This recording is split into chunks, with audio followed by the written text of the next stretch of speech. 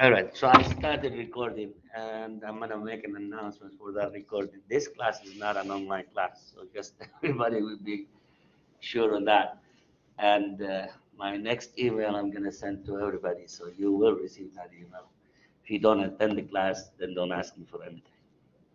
Okay. And since we already have less than the capacity in the class, so I might ask everybody to show up. So, but you will receive that email, just ignore it. Don't worry about it for you guys. For the rest of the student, I guess they have to worry about it. Because I've already received an email last night around 11:30 at night. Somebody wants some extension, and I'm still thinking about it. All right. But here's the thing. If you need extension on the homework or the quizzes or whatever, I'll be happy to give it to you, provided you attend the classroom. If you're not attending the classroom, you're not attending the virtual, and then you come back and ask me for that, uh, my time is mine, not yours, so I don't have to waste my time just setting up new rules on that. So let's go ahead and start. So today we're going to start with zeros of polynomial functions.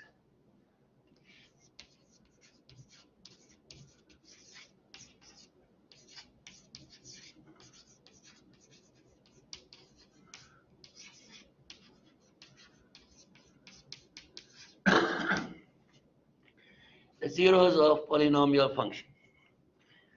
The fundamental theorem of algebra.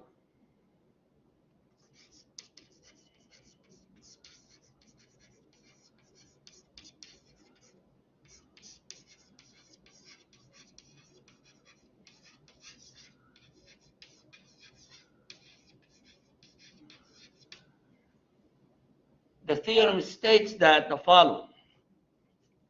It says if f of x is a polynomial of degree n, so if f of x is a polynomial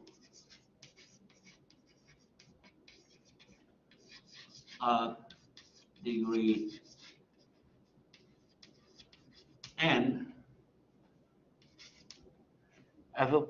if f of x is polynomial of degree n, where n is greater than 0, I don't know why they did that, n greater than 0, then f of x has at least one 0 in complex number system.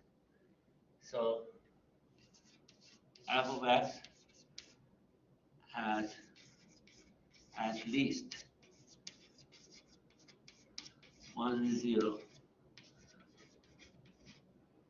in the complex number system.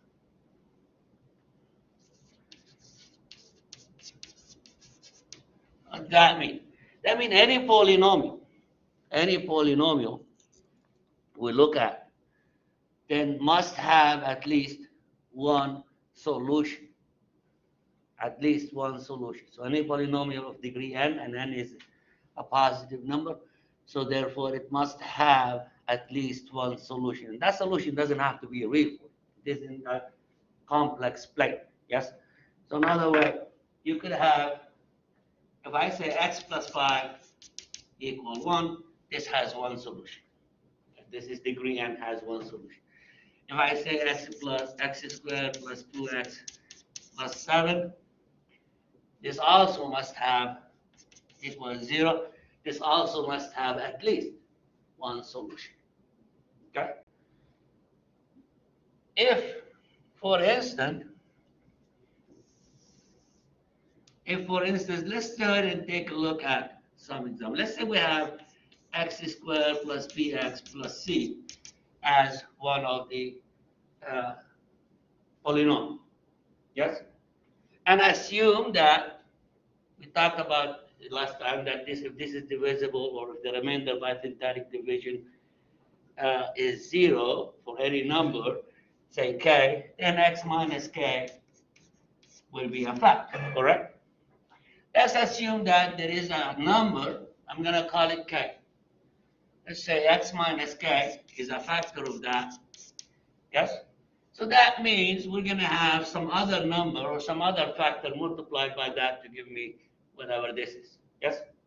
Because of the fact this is x squared, then the other factor has to be some kind of x minus, let's say, d, where k and d could be imaginary or k and d are both at least complex numbers. Okay? They may contain I or may not. Okay? So how many solution we ended up for this one? This is a square, right? When I factor one x out with that linear factor, then the other factor has to be also linear, correct? So that means if it was a square, we had two solutions. Let's say if it was a cube. Let's make that a cube for a second. Okay? When I factor it, then I'm going to end up with something like, say, for instance, x squared plus whatever after that, right? If I think about this by itself, this is an x squared. Forget that. This is an x squared polynomial, right? It must also have at least one solution, correct? Let's say d is the solution for that one. Then this would be x minus k, x minus d, and then times some x plus whatever. Yes? So now if it was cube, it will have how many solutions? We were able to write three linear factors. That means it had the three solutions, complex solution, yes? So if it was 4, how many linear factor can I write? 4. So for example, for any degree, for any polynomial of degree n, it must have exactly n solutions, including repetitions. We may have the solution, for example, twice. For instance, if I look at x minus 2 times x minus 2, right? This is a polynomial, already a factor, but if this is equal to 0, normally we say we have one real solution, right? But reality says this factor is going to give me a 2, right? This factor is also giving me a 2, right? But then even though it has a one solution, but the multiplicity of that solution is how much? 2. Remember that? Multiplicity of the number.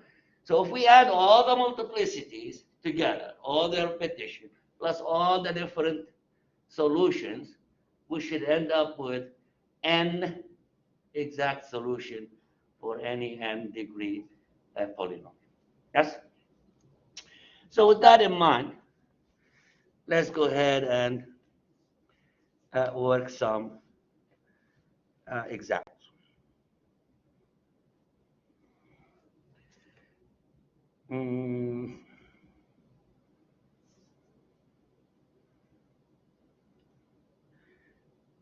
Before I work example, let's figure out how to find out those solutions. So we know every polynomial must have a solution or at least one. And based on what we just said, so a polynomial of degree n will have n solutions. So let's go ahead and take rational zero test. First, let's start with rational zero test. Let's start with the test on that. It says if the polynomial, if p of x equals an x to the power n plus an minus 1 x to the power n minus 1 plus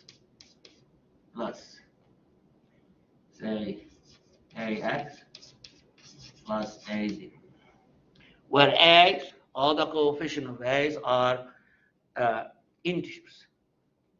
Integers means they are real numbers, positive or negative or 0, right? As in 1, 2, 3, 4, 5, -1, -2, -3, -5, or 0. Okay? In this case, it says the rational zeros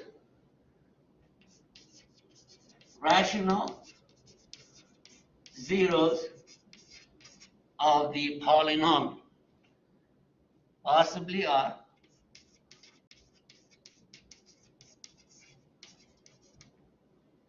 P over Q. P over Q. What is P? What is Q? Where P and Q, first of all, is a fraction in simplest form. In other words, those two numbers, whatever they are, will have no common factor except for one. Okay? So P over Q in simplest form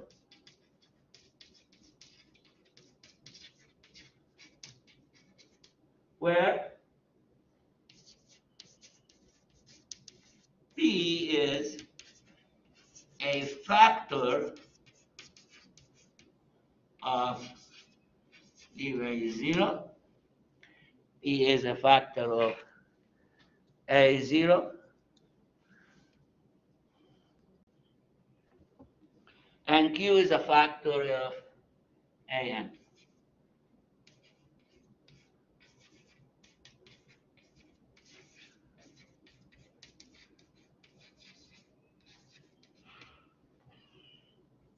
Okay? So these are the rational zeros. What does that mean?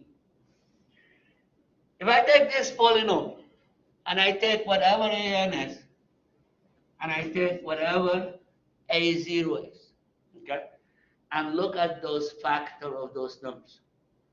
Okay? Say for instance, if A was a 6, yeah, if A0 was a 6, and let's say this one was, let's put a 1 for a second. Okay? First, I will look at the factors of A0. What are the factors of 6? Factors of 6 are plus or minus 1, plus or minus 2, plus or minus 3, and plus or minus 6. Yes? These are all possible factor of 6. Yes? Now, this is for A0. For AN, since AN is 1 in this case, the possible factors of AN are just simply 1. Because the only number you multiply by another number to get 1 is 1. 1 times itself is 1, right? So now, how does a P over Q play in this case? So another way, P over Q would be taking every factor from here, yes, dividing it by every factor from here, one at a time. So first I'm going to take a plus or minus 1 divided by plus or minus 1, yes? So the factors are plus or minus 1. Because when I divide by 1, it's still going to be 1, right? Also, the factors are plus or minus 2, plus or minus 3, plus or minus 6. These are possible factors. I'm not saying they are, but they are simply if this polynomial has a rational solution, the rational solution has to be one of those. Yes? Now, our job to figure out which one. But we have how many possibilities? We have a positive 1 and a negative 1. That could be a solution, right? If not, then either positive 2 or minus 2, positive 3 or minus 3, positive 6 or minus 6. We take them one at a time. If this polynomial has a rational solution, then the rational solution has to be one of those possible numbers. Otherwise, we conclude it doesn't have. Okay? So let's do example on finding or determining the rational zero. It says find if possible the rational zeros of f of x equal x cubed plus x plus 1.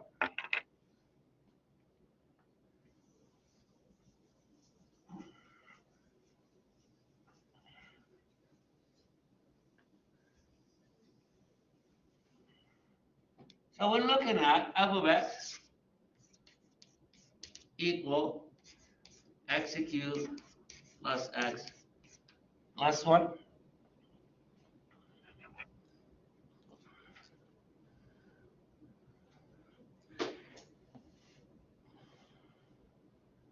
Okay, and we need to know, it says, find if possible the rational zeros of that particular uh, polynomial. So to figure out if we have any rational zeros, first we need to look at the factors of 1. So in this case, a0 equal 1 factors are plus or minus 1. Yes? The leading coefficient, which is the number in front of the highest exponent, right? an is equal 1. Again, factors are plus or minus 1. Yes? So now we need to find out all the possible rational solution, which simply be dividing this by that. Yeah? So I divide them, what do I get? Well, P over Q is equal plus or minus 1 divided by plus or minus 1. We end up with 1 or minus 1. Yeah? Because if I take a positive 1 divided by positive 1, I get a 1. And then positive 1 divided by negative 1, I get a negative 1. Now, if I switch them around, I'm still going to get the same values. So I only have 1. To figure out if either one of them is a solution, we just simply substitute. Yeah? So let's figure out what f of 1 is. That's going to give me 1 plus 1 plus 1, which is simply 3. That's not a solution. Yes? And f of negative 1 is going to be negative 1 plus 1, which is negative 1. And that's also not a solution. So this particular polynomial has no rational solutions. Clear? So if they equal 0, It will be a solution if they are equal to 0. Yes? It will be a solution if they are equal to 0. But because they're not equal to 0, then those are not solution. So this one doesn't have a rational solution. That doesn't mean it doesn't have irrational solution. Yes? Notice when I substituted 1 and negative 1, I ended up with a positive here, right? And a negative here, correct? We said polynomial, what kind of graph they have? Smooth, nice graph, right? If it was a positive here and then negative here, it must have a 0 somewhere in between. But that 0, according to what we have, is not rational. It could be like, say, for instance, the square root of 2 over 2. Yeah? That's not a rational. That is irrational. We're not counting those for now. Yes? Clear? All right. So let's go ahead and do something that might give us some answers. It says find the rational zeros. Now here we have, so let's stick with an equal 1 for now and see what we have. Let's say f of x equals x to the 4 minus x cubed plus x squared minus 3x minus 6. And it says find the rational solution for that. Yes? Okay, first of all, again, we need to figure out what are the possible zeros. And then we're going to take those possible zeros and try them out one at a time. Okay? So possible. First, let's figure out what A0 is. A0 is a constant number. And in this case, it is 6 or -6. And let's use the 6 because we're going to use a positive and negative. and we're going to get both. So what are the factors? Factors of 6 are plus or minus 1. Every number will have plus or minus 1, right? I can also say 2 times 3 is 6, right? But I can simply divide 6 by 2. So that's a plus or minus 2. Yeah?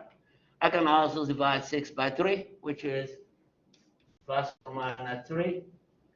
And I can also divide 6 by 6. So that's a plus or minus 6. So those are all the possible factors of this particular polynomial. Now in this case, an equal 1, an equal 1. The factors of an would be plus or minus 1. Yes. Now when an is 1, it really doesn't make any difference on the possible factors, because they're all going to be whatever a0 is. Yeah? Because when I divide by 1, then I'm still getting the same number. So now here's our first step. Possible zeros are plus or minus 1, whatever a0 is. Plus or minus 2, plus or minus 3, plus or minus 6. So now we have how many possible zeros? 2, 4, 6, 8. Yes, because each one is a plus and or minus. Correct? Let's go ahead and take a look at, let's see which ones are there. Let's start with, say, substitute 1. Now, I don't want to substitute right now. I want to use the synthetic division for 2 reasons. First of all, it's a lot easier when it gets to big numbers. Yes? And second, it's just kind of like practice on synthetic division. So let's check for 1.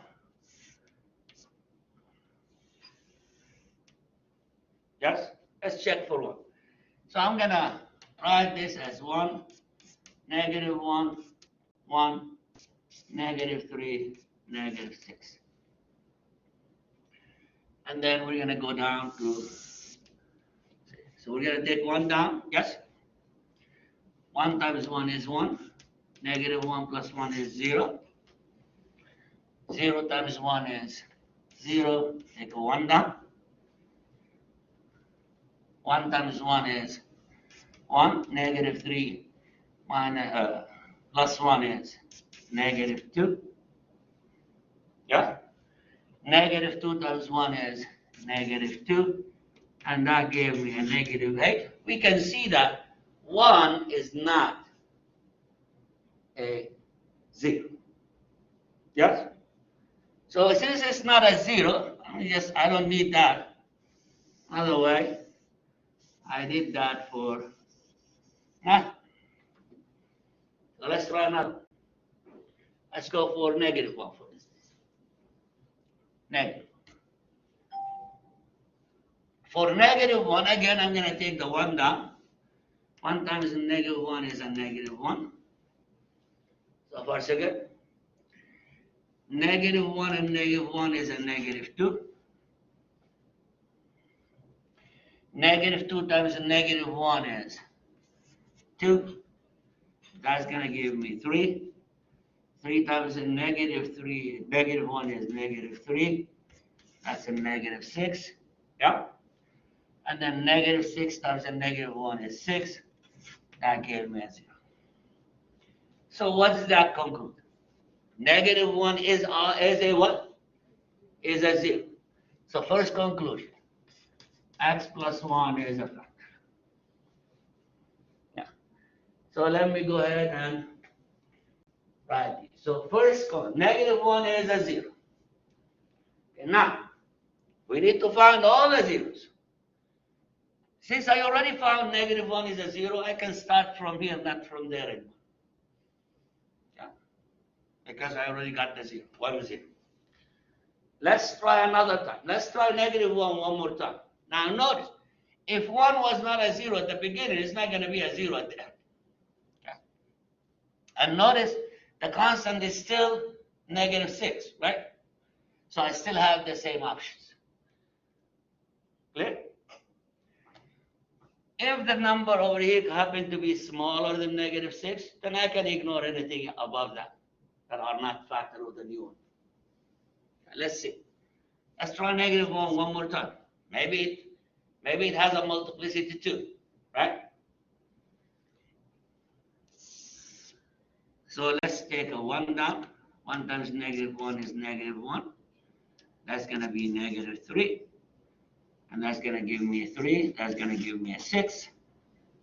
Yes? And 6 times -1 is -6. That's -12. Well, 1 was not, again, a factor. Okay? So it's only one time. So let's go ahead and erase this. I don't need it. And I'm done with the ones. So let's go to the, say for instance, 2. Let's try 2. So 1 down, 2, 0, 0, 3. 3 times 2 is 6, 0. But, so 0 is also, 2 is also a what? A factor. So we have x minus 2 is also a factor. Yes? Now the final one, the final factor is, what is it? It is whatever left here, right? Now what exponent does this have? Is it?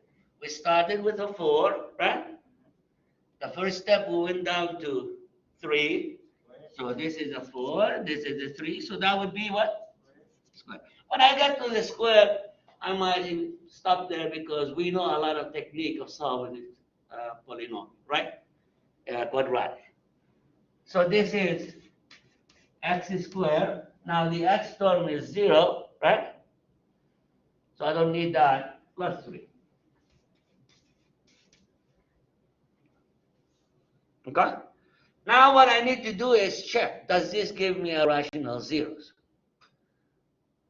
So I'm going to take that and say x squared plus 3 equals 0 means x squared equals -3. Yeah? Means x squared, x equal plus or minus square root of -3. Yeah? What's the square root of a negative? Plus or minus square root of 3i. Imaginary number, remember? So that is not even a what? A real number. So here we have 2 complex solution, 2 imaginary number, and here we have 2 numbers. So your zeros for this particular problem, your rational zeros, I'm not interested in this part. I'm only interested in the rational, and the rational are -1 and 2. Now notice, if I tried all the rest of them, none of them is going to give me down to 0. Okay? We clear on that? Any question?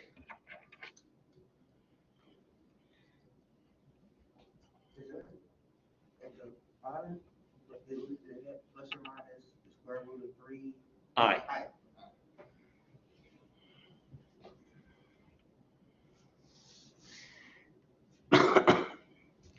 Let's do one with the coefficient of a little bit different. Not 1, a.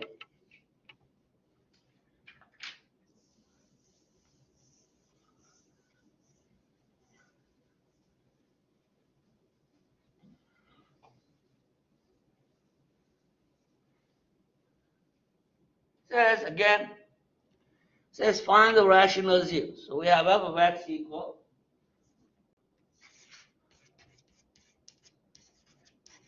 two x cubed plus 3x squared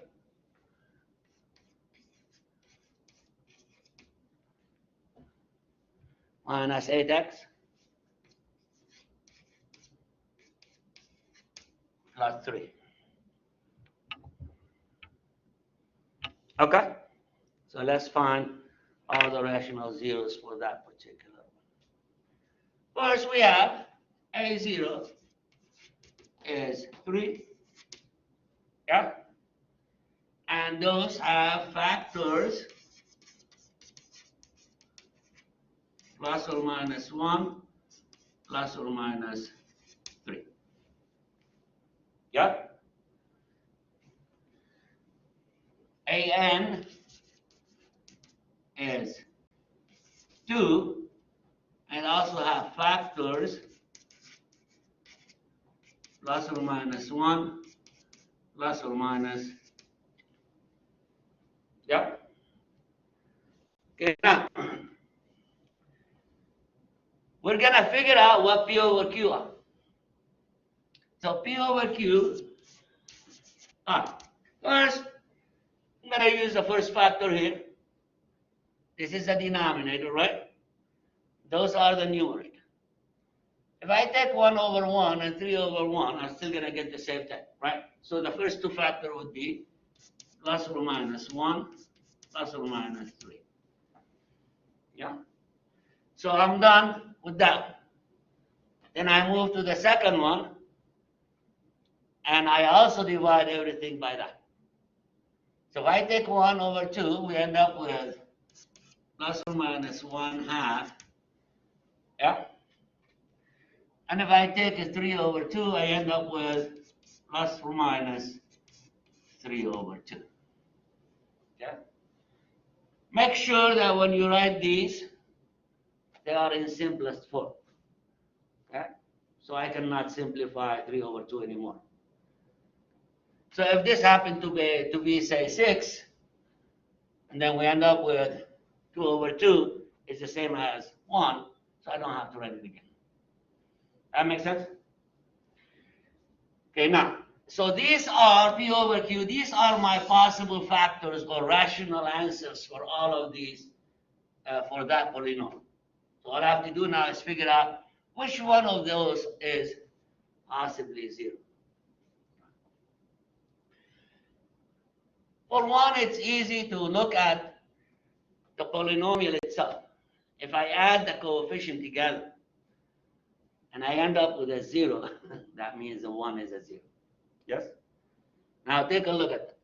I'm going to do still the syntactic division just to show you. But the coefficient here is 2. 2 plus 3 is 5. 5 take away 8 is negative 3. Negative 3 plus 3 is 0. So right away we can say 1 is a 0. By just looking at it, you don't have to do the syntactic division. So that takes away a little bit of your work just in case you're checking it out. So this way you don't have to waste your time for the 1 if it's not. But if I go with 1, so what do I have? We have the 2, we have a 3, negative 8, and 3. Again, take the 2 down. 2 times 1 is 2. It's going to give me a 5. 5 times 1 is 5. Negative 3. Yeah. Negative 3 times 1 is negative 3. 0. So now we got these done. So we know 1 is a 0. Now notice here, well, we still have a 3 and 2. So we're still the same thing. Yeah. So those are still valid for this one. Okay? But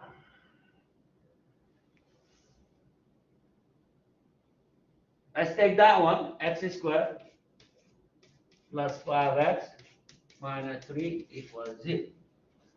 Let's see if that gives me any rational answers. Why I took it aside? You can still continue with that. You can still continue with that to see which one of those is going to be a possible 0. Okay? Or you can just simply take that and solve it as quadratic equation. And if you get a rational answer, that's part of your answer. If you don't get a rational answer, then they're not. To solve this, we need to find two numbers. Their product is negative 3, yeah? But when I add them, I get a 5. Is there such two numbers?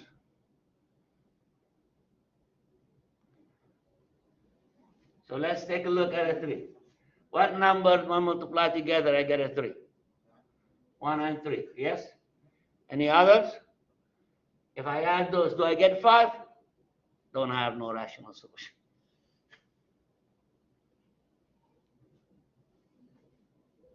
It does have a solution, but there are irrational or complex numbers in general, or imaginary numbers.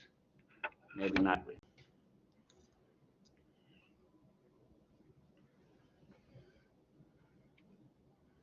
Oh, hold on a second. We forgot the 2 over here. Now the 2 is going to make a little bit tiny difference.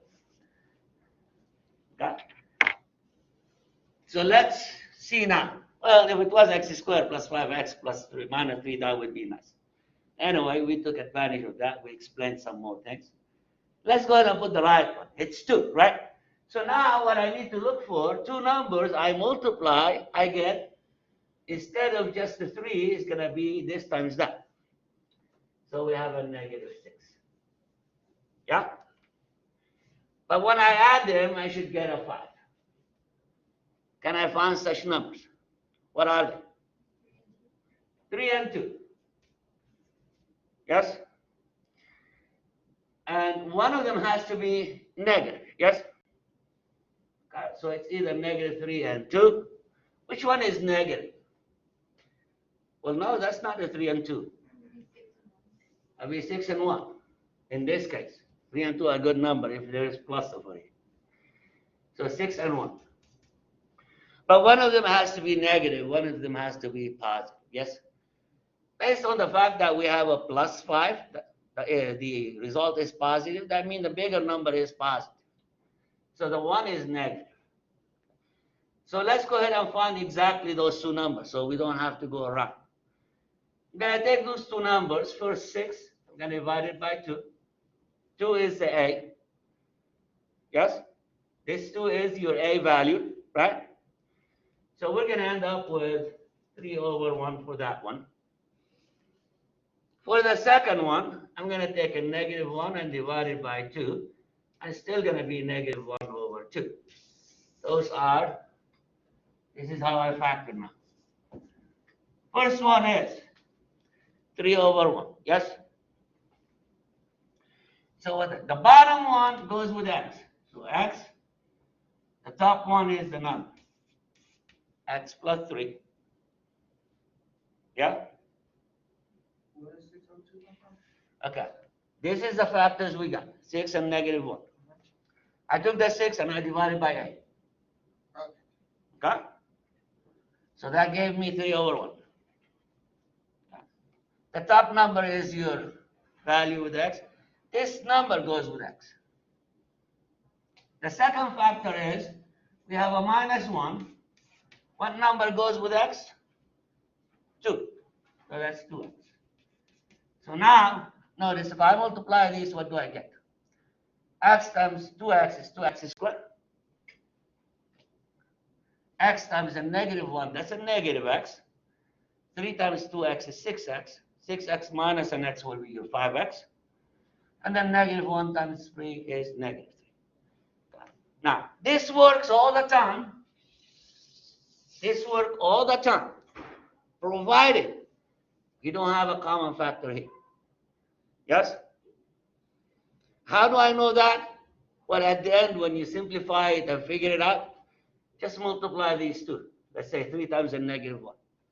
I get what? Negative 3. If I get the same number, that means they didn't have any common factor, which is fine.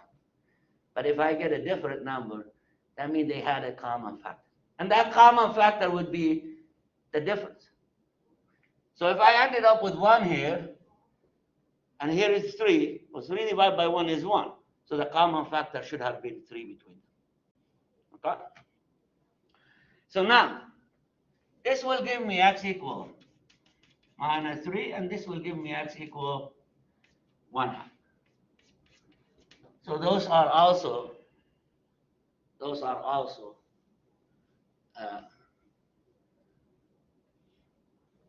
factors, zeros. So if I were to try 3, what did I get? Negative 3? Let's try negative 3 over here. So what do we get? Got a 2, negative 6, negative 1, 3, What is left? 2x minus 1.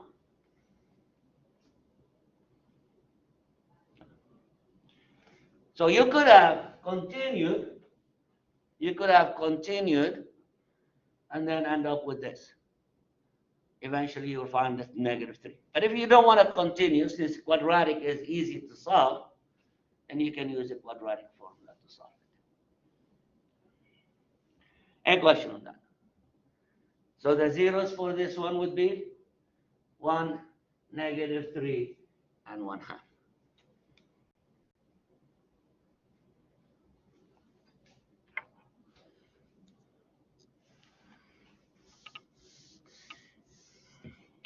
Really? Okay. Let's go ahead and do this example. It says, find all real solution.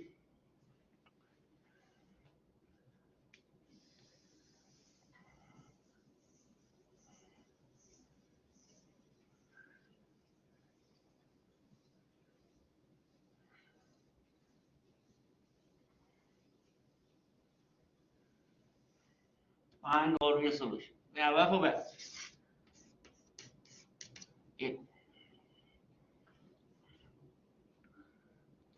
Minus 10x cubed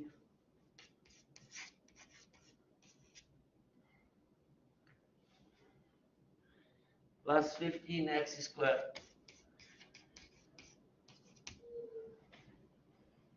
plus 16x minus 12 equals 0. Sometimes there are some techniques we can use later on to figure out which number we should try and we shouldn't try. For example, in some cases you end up with all of these positive. Yeah? If all of them positive, do you think a positive number is going to get me to 0? No. So I might as well ignore all the positive numbers. Yeah? It's not the same case with the negative. Because a negative could change somewhere to positive. Yes? So little technique you will learn as you go by, step at a time. So first we need to figure out what are the possible zeros for this particular polynomial. So we have a0 equal 12 factors are. I see how many factors we can get with 12. What are they? So we know plus or minus 1 is a factor. 12 is divisible by 2, so plus or minus 2. Yeah? 12 is divisible by 3, so plus or minus 3. It's also divisible by 4, plus or minus 4. It's not divisible by 5. It is divisible by 6, plus or minus 6. And plus or minus 12. So that's 1, 2, 3, 4, 5, 6. 6 times 2, that's 12. And that's only the top one. Yep. Let's take a look at AN. AN is 10. What are the factors?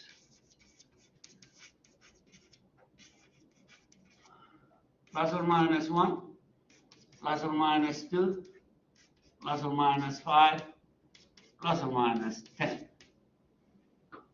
Yeah? Now let's go ahead and take a look at the list of all these factors.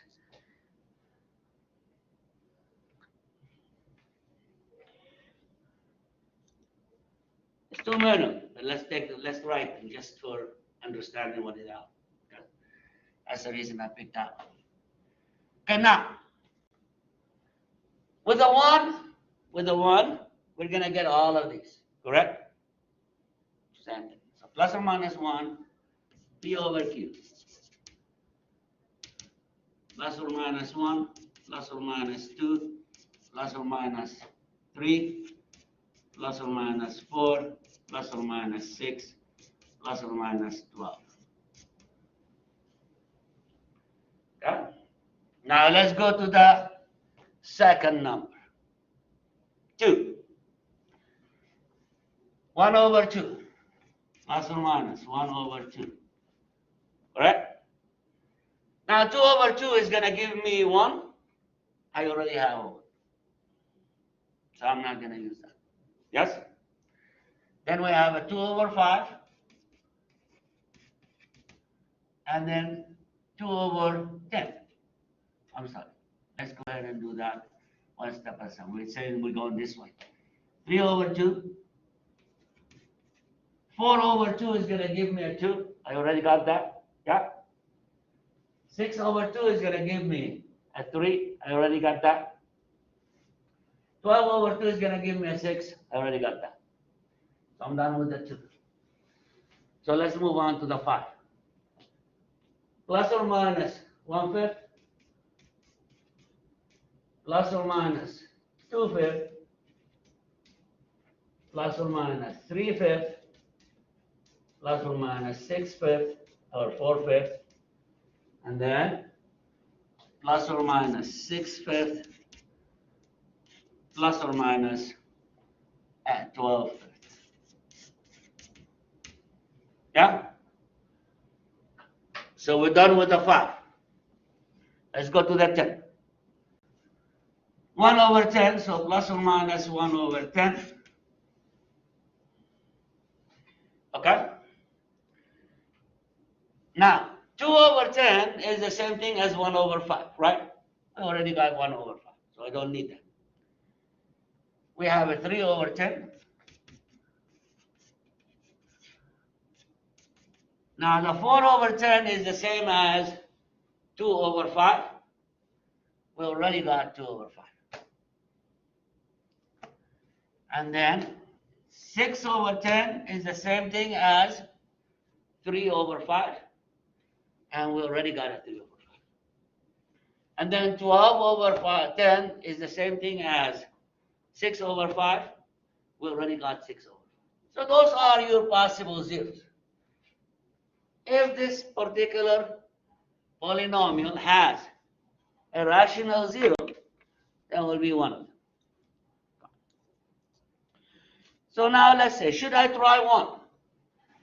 Let's say minus 10, 5, 21, 12. Nah, it's not going to work. So I'm going to skip one. Let's go to 2. I know there might be a positive answer in there, right? So let's go to 2. For 2, we have negative 10, 15, 16, negative 12. And I'm going to take the negative 10 down. That's going to be 20 minus. That's going to give me negative 5. Negative 5 times 2 is negative 10. It's going to be 6. Yeah?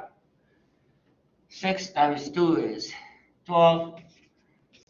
That will be 0. I got lucky the first time. Yes? Now, there's too many of those. But that's the worst case scenario. Yeah, you don't get a number. However, here's one thing. If I try, say, for example, 1, if I try 1, and I simply, supposedly, I'm going to get with something with a positive number, right? And if I get a, say, 3, and I ended up with a negative number, yes, I know there might be a 0 between them. So I will stick between 1 and 3 to find that 0. Okay? Clear? Those kind of things you're going to have to work out as you go. Okay? Let me see. Did somebody show up or somebody just... All right. So that's your 0. So now we can say f of x equal. We said 2 is a factor, right? 2 is a 0, so x minus 2 is a factor. What's the other factor? Negative 10x squared minus 5x plus 6. I can just put the negative outside, make it easier. X minus 2 Instead of negative 10x squared, that's going to be 10x squared plus 5x minus 6. Yeah? Okay, now the next part is, it says find all rational solution, right? I need to see, do I have a rational solution? Notice, what did we say? There's a lot of numbers. So in this case, it's better to do to solve the quadratic equation and determine whether it's a rational solution or not. So now let's take a look at that. 6 times 10 is 60, so that's a negative 60. Yeah? And we also have a 5 here. So I need to look for two numbers. When I multiply, I get a negative 60. But when I add, I get a 5. Yes? Because the multiplication is negative, that means one of them is positive, one of them is negative. Because the sum is positive, that means the bigger number is positive. Okay, let's start from the worst scenario to get the solution. Okay, two numbers you multiply, you get 60. 60 and 1. Yeah? 1 is negative, that doesn't give me what I want. 30, negative 2. Does that give me 5? No. Let's say 20, negative 3. Does that give me a 5? Oh, let's go to 4. 15, negative 4. Does that give me a 5? 12, and negative 5. Does that give me a 5? No. Let's go to 6. 6 and 10, right? 10 and 6. Does that give me a negative 5? But what happened? I was a negative 7 here, right?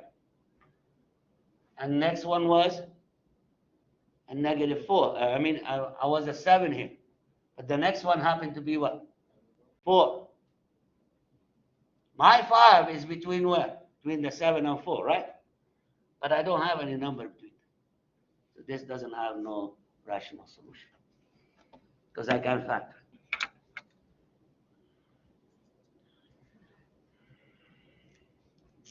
Okay? So notice, I didn't have to go through the factoring. All I had to do is try those numbers. As long as I'm getting number bigger than that, I continue. As soon as I find one less, and I haven't found the exact number I want, I stop there, that's it. No more. Done. Clear?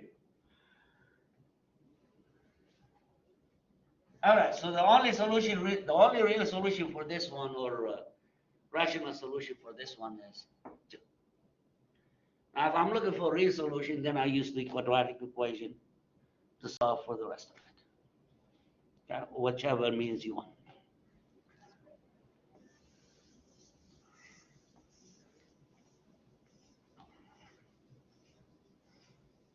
Now, hopefully on the test, I'll pick something easy. Doesn't have too many options. So you don't have to sit there and keep trying.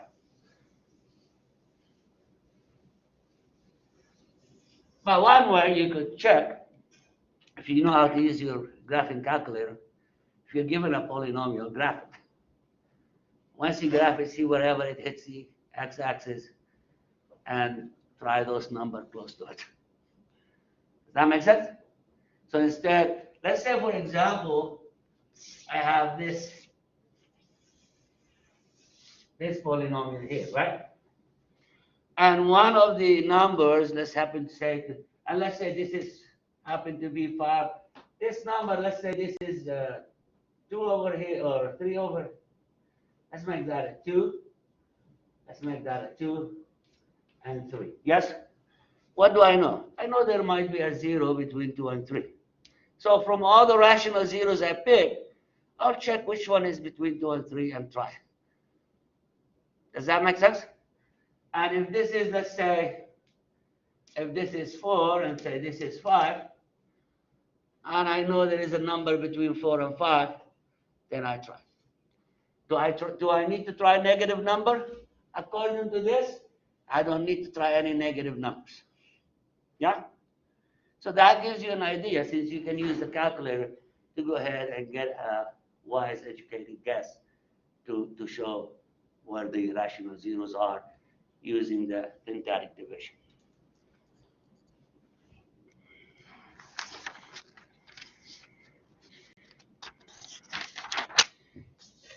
If a polynomial, if one of its zero is a conjugate, it's a complex number, then its conjugate must also be another zero. Okay? So let's say, for instance, if a plus bi, where b is not a zero, if a plus bi is a zero, then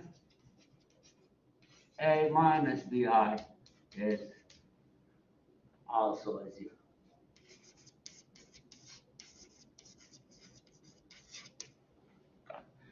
So if we have a complex number, let's say such that the imaginary part is not zero, because if the imaginary part is zero, then this is a real solution, and its conjugate don't have, it's the same thing. Yes? So therefore, if b is not a zero, and a plus bi is a solution to the polynomial, then a minus bi must also be a solution to that polynomial. So if 2 plus 3i is a solution, then 2 minus 3i is also a solution. I don't have to mention it. It should come out automatically. You should know that 2 minus 3i is a solution. So this will say if a plus b, where b is Not a zero. not a zero and it is a zero, then. Is a zero, a plus bi is a zero. Okay, so if Okay. a plus b, where b is. Let me put it this way. A plus bi is a zero of polynomial, px, let's say, where b is not a zero. Does that make more sense? Yeah? Yeah. Then, also, a minus bi is a zero.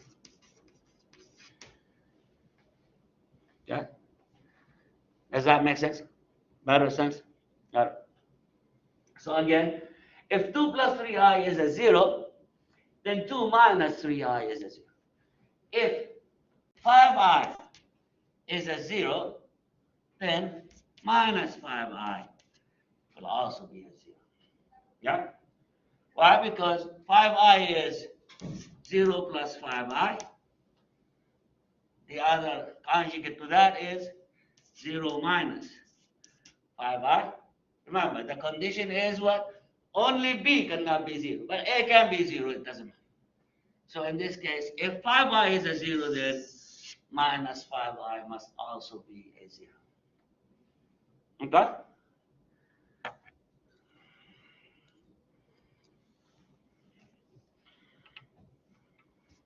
So let's see.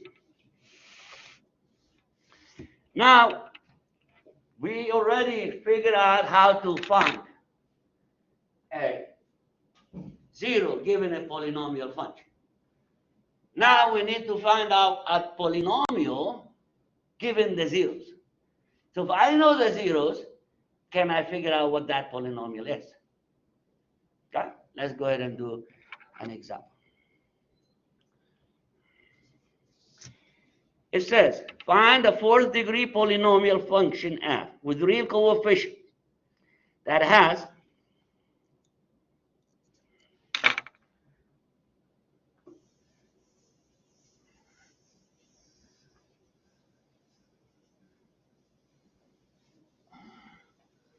so we have Real coefficient. What degree we're looking for?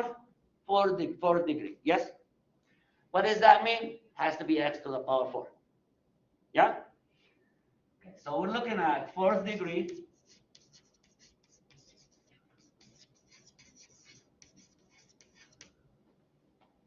polynomial with zeros equal -1, 3i. So we need fourth degree polynomial.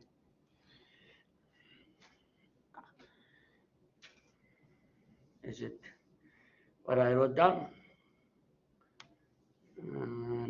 Where is it? Really?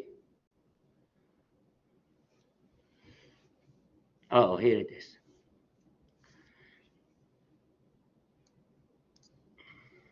Okay.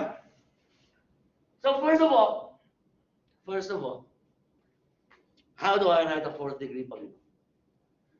F of x, a.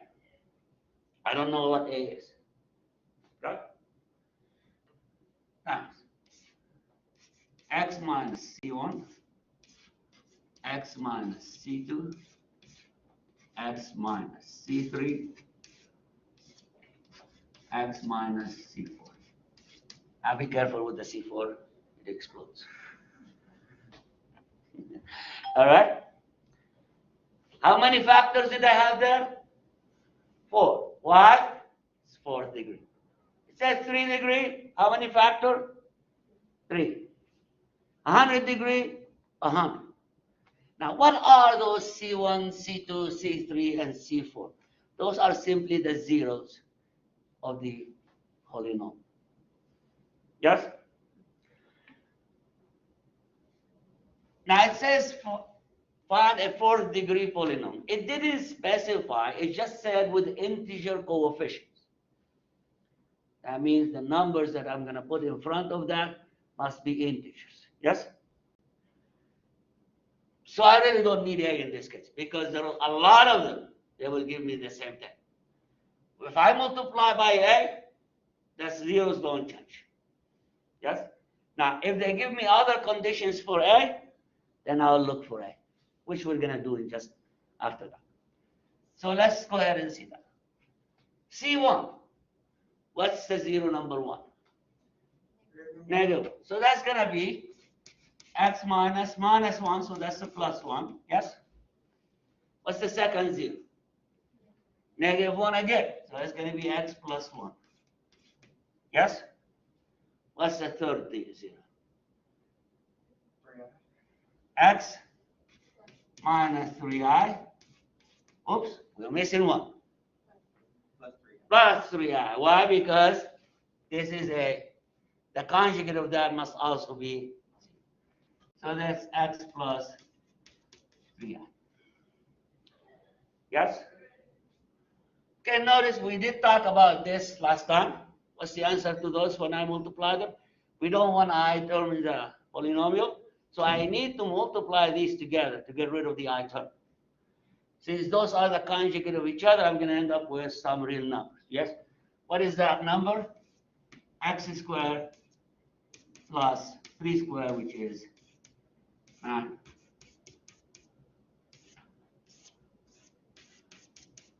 We're done. This is a polynomial. It's a fourth degree. Why? Because if I multiply these, now the reason I didn't multiply them out because I know all of them are integers. When you multiply them, you're going to end up with integers. So basically, the next step is sit down and multiply all of these together to make sure all your answers are integers. But I already know because if I do multiply an integer times a number, it's going to be integer. The only thing I would worry about is if I have a fractions. Okay. And if I do have a fraction, I just put outside the least common denominator of all the fractions and multiply it by whatever left, whatever needed. Okay? So now whatever number I put here, that's still going to give me those numbers. So this is one of them. If I put a 2, that's another one. If I put 5, that's another one. Well, it doesn't matter how many. So therefore, A in this case doesn't matter. We got a few minutes left. Let's do another one quick and see how is that going to work. But this time, let's find what A is. Okay. It says find a cubic polynomial. Cubic polynomial is degree what? 3. Function with real coefficient, we have coefficients with real coefficient and zeros, and has 2 as a 0. 1 minus I is also a 0. Yeah? And also we have one more condition. It says f of 1 equals 3. Okay? So here we have, first we need third degree, right? Zeros, 2 and 1 minus I. And one more condition is f of 1 equal how much? 3. Let's write the polynomial first. So f of x equals a. I don't know what a is yet. Yeah? And what is this? The first factor, x minus 2. Yeah?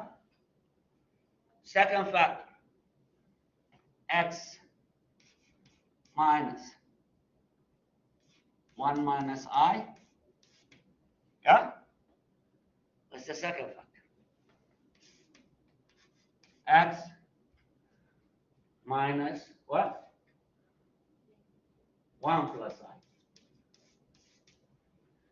Correct? All right.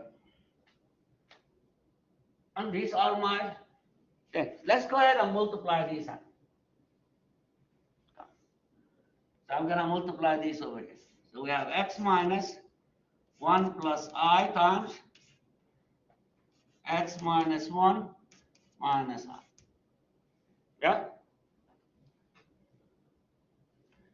We have a minus over here, we change the sign, right? We have a minus over here, we change the sign. So now we have multiply x times x is x squared minus x minus ix. That's multiplying by the x. Multiplying by the 1. That's going to be negative x plus 1. Let me put it next to it. Negative x plus 1 and plus I. Yeah? The third one, plus ix minus I. And I times I is I squared. And I squared is 1. I mean negative 1. And with a negative, that makes it positive. Okay, let's see what we end up with. We have x squared. So minus x. And a minus x, that will be minus 2x. Now notice, ix minus ix plus what happened to them? They cancel out. Okay, what else do we have? We have a plus I and a minus I. What happened to those? Cancel out. Then what's left? Plus 1 is going to be plus. So this times that is going to give me this. Let's go ahead and do that. So now what is f of x? X minus 2, oops, forgot the a times x minus 2 times x squared minus 2x plus 2. Done? Now here's one thing. If you ended up multiplying and you still have i's in there, then you got it wrong. All the i's have to cancel out. Now, the only problem is I need to figure out what a is. How do I figure out what a is? Well, we know if I substituted 1, I'm going to get 3, right? So 3 equals a times 1 minus 2. 1 minus 2 times 1 plus 2. Yeah? So let's see what we end up with. 3 equals A times 1 minus 2 is a negative 1. 1 minus 2 plus 2 is a 0, right? So I'm left with 1. So far, so good. So 3 equals minus A. Yeah? So what is that? A equals minus 3. So now we know what A is. I know what the polynomial is. I can say f of x equal to minus 3 times x minus 2.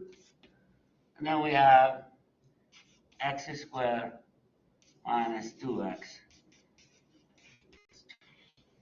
Now on my math lab, they would expect you to multiply these. On the test, if you do it without multiplying it, shoot me an email, tell me I got it wrong because I didn't multiply. And I'll give you credit for it. Okay? Yes? And that would be how to find a polynomial given those zeros. And that's it for today. Thanks for attending.